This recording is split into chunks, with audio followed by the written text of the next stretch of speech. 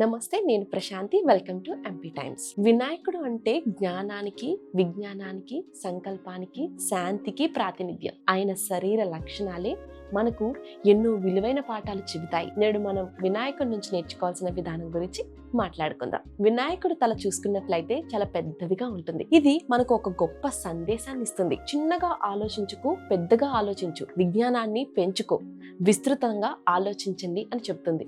అలాగే పెద్ద చెవులు. వినాయకుడికి పెద్ద చెవులు ఉంటాయి. ఎందుకు? మనం ఎక్కువగా మాట్లాడకుండా ఎక్కువగా వినడమే గొప్ప గుణం. వినే మనిషి విజేతుడవుతాడు. అలాగే చిన్న కళ్ళు. వినాయకుడి కళ్ళు చిన్నవి కానీ షార్ప్గా ఉంటాయి. మనం కూడా ఏ పనినైనా శ్రద్ధగా దృష్టి పెట్టి చేయాలి. అలాగే పొడవాటి తొండం. ఆయన తొండం సాధారణంగా కాకుండా పొడవుగా తిప్పుకునేలా ఉంటుంది. ఇది మనకు తెలియచేసేది సమస్య ఏదైనా సరే దాని చుట్టూ తిరిగి పరిష్కారం కనుగొనాలి. బలంగా కాకుండా తెలివిగా వ్యవహరించాలి. అలాగే ఒక్క దంతం. వినాయకుడికి ఒకే ఒక పన్ను ఉంటుంది. పురాణాల ప్రకారం మహాభారతం రాయడానికి ఆయన తన ఒక్క దంతాన్ని విరిచాడు.